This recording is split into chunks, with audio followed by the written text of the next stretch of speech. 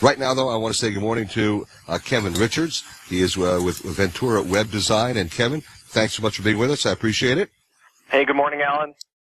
Good to have you with us on this Friday morning. All right, let's get right into it. We've got a lot to get into. We're not going to be able to cover it all, but let's see how much of it we can cover. First of all, iPhone this week just came out with the 5C and 5S. And I understand they're plastic. I guess were the other ones metal or something, or what? Yeah, there's different cases. There's different styles to them. The 5C is the less expensive version. They've got a 16 gigabyte or a 32 gigabyte. Those are at $99 or $199. And the cool thing is today is the magical day when you can start pre-ordering for the iPhone 5C, and that's good news for a lot of people because it's less expensive. Then there's also the more expensive version, which is the iPhone 5S, and that starts at $199 and goes all the way up to $399. They've got some different colors on the 5S. They've got silver, space gray, and gold, whereas the C has got white, pink, yellow, blue, and green. So if you're fashionable, you're going to be able to tell the difference between what kind of phone you have. Oh, well, what is a 5S exactly? What's the difference between the two? Well, it's got a faster processor. It is almost 1 ounce lighter, so you care about lightweight phones in your pocket. It's going to be slightly less in weight. You've got different capabilities as far as how the phone actually works. The 5S has a fingerprint identity sensor, and what that's going to do is it's going to replace the 4-character password that you have to type in all the time.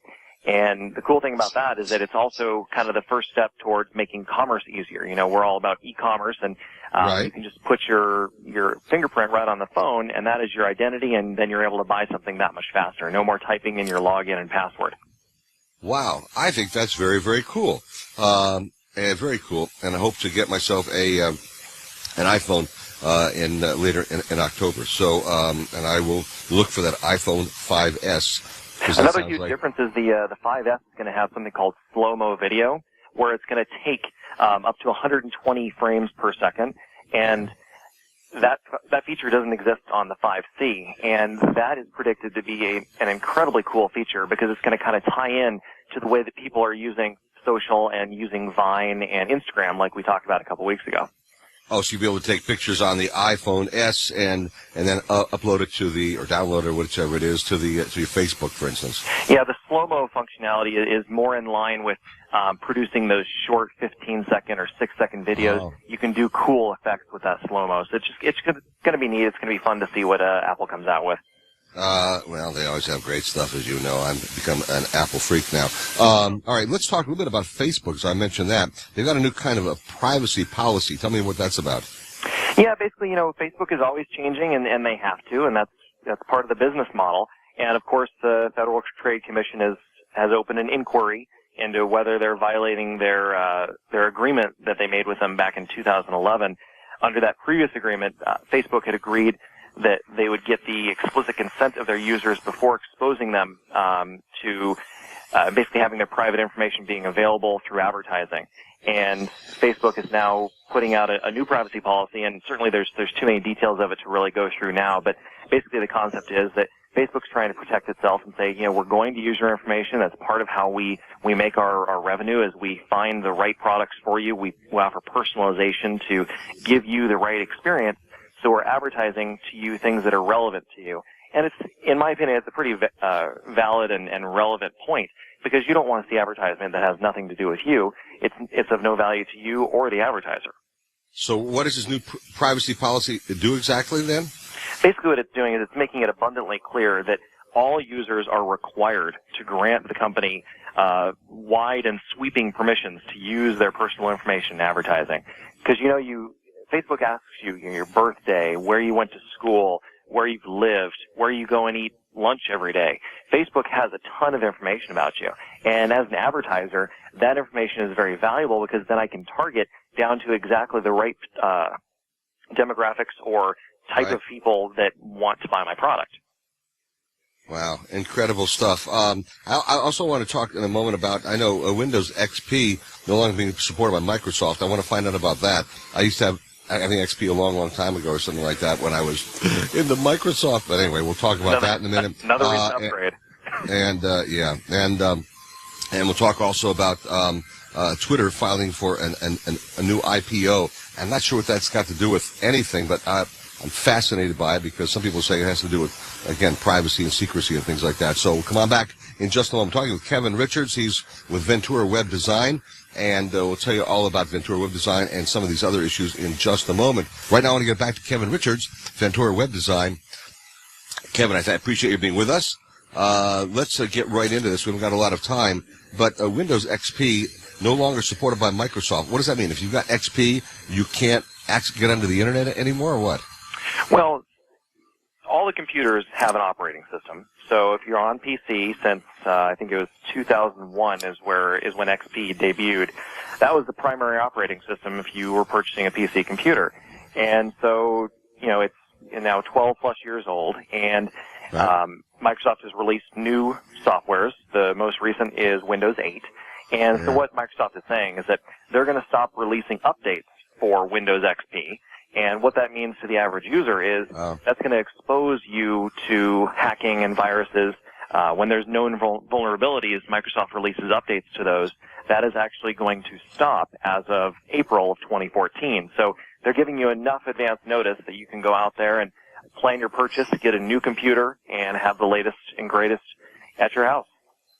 Wow. Well, all the more reason to get them back. Let's talk about Twitter filing for an IPO. What does this exactly mean?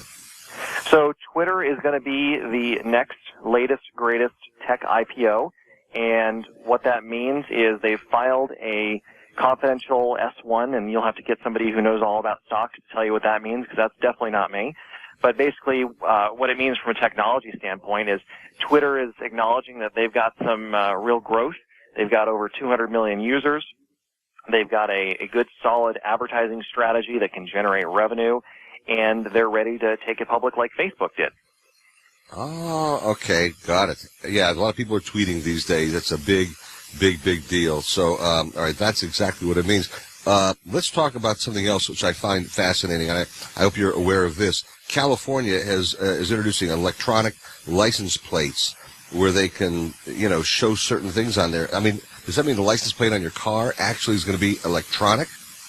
Yeah, I did hear about that. That's actually, I think it's kind of cool. Certainly there's some privacy concerns there. But the concept with that, I believe, is it's going to use the kinetic energy from the car's vibrations, or it's going to use energy generated by a solar film that's on top of the license plate. But what I've heard about it is that it's going to be able to be controlled centrally, and if the registered owner of that vehicle is driving on a suspended license or has become or has allowed his insurance to lapse, that will actually show right on top of the license plate, making it easier for law enforcement to find them, but also kind of serving a scarlet letter purpose.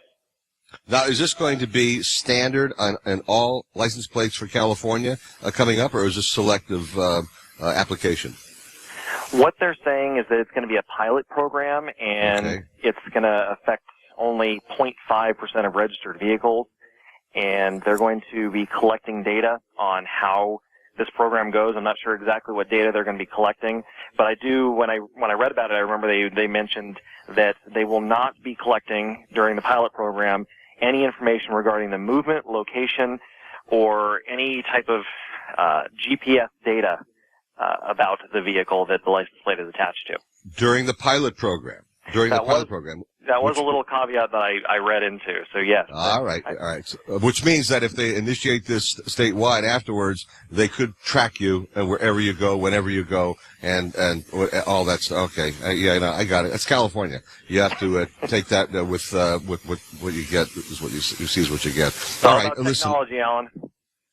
Yeah, I got it. All right, listen, Bumping This Clock, I appreciate you being with me this morning. Kevin Richards with Ventura Web Design.